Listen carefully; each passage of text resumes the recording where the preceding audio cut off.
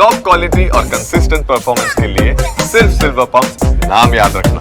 બનાસકાંઠાના લાખણીમાં ભરાયા છે નીચાણવાળા વિસ્તારોમાં પાણી। તો વરસાદના કારણે લાખણીમાં વરસાદી પાણી ભરાયેલા જોવા મળી રહ્યા છે। મોડી રાતથી સતત વરસી રહેલા વરસાદના કારણે લાખણીમાં પાણી થયું છે। મુખ્ય બજારના રસ્તા પર દુકાનોની આગળના ભાગમાં પાણી ભરાતા વેપારીઓ પરેશાન થયા છે। મુખ્ય રસ્તા પર પાણી ભરાતા દુકાનદારો અને રાહદારીઓ પરેશાન છે। સામાન્ય વરસાદમાં જ રસ્તા ઉપર પાણી ભરાઈ જવાથી વેપારીઓમાં રોષ જોવા મળ્યો। संवाददाता अतुल जोड़ायेला छे आपणी साथे। अतुल, जणावशो के वेपारीओ मुश्केलीमां मुकाया छे कारण के दुकाननी आगळ जे पण रस्ताओ छे ते तमाम जग्याए पाणी भरायेला जोवा मळी रह्या छे। तंत्रनी प्री मोन्सून कामगीरी सामे पण सवालो। ચોક્કસ જે લાખણી પંથક છે ત્યાં વહેલી સવારથી જ ભારે વરસાદ શરૂ થયો હતો અને 3 ઇંચ જેટલો જે વરસાદ ખાબકી ચૂક્યો છે। ત્યારે જે લાખણીનો જે મુખ્ય બજારો છે અને જે થરાદ લાખણીનો જે હાઈવે છે ત્યાં હાઈવે પર પણ પાણી ભરાઈ જવા પામે છે।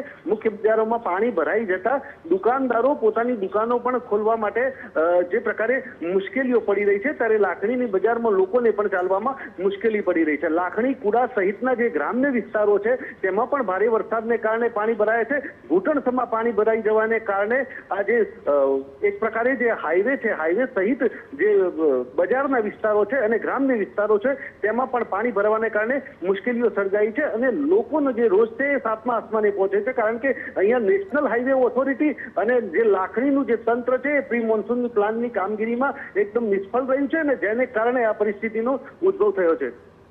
જી અતુલ, માહિતી બદલ આપનો આભાર। તો બનાસકાંઠાના લાખણીમાં પણ કંઈક આ જ પ્રકારના દ્રશ્યો સામે આવી રહ્યા છે।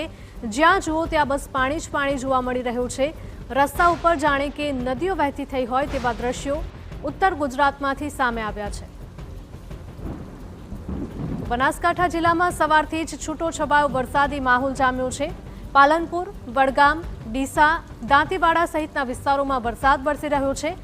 છેલ્લા ઘણા સમયથી સતત વરસાદના કારણે ખેડૂતો હવે મુશ્કેલીમાં મુકાયા છે। अनेक खेडूतो हजू पण वावेतर विनाश बैठा छे। કેટલાક ખેડૂતો કરી રહ્યા છે વાવેતર। તો ખેડૂતોએ કરેલા વાવેતરનો જે આ તમામ પાક છે તે વરસાદી પાણીમાં ધોવાઈ ન જાય તેની પણ ભીતિ સેવાઈ રહી છે।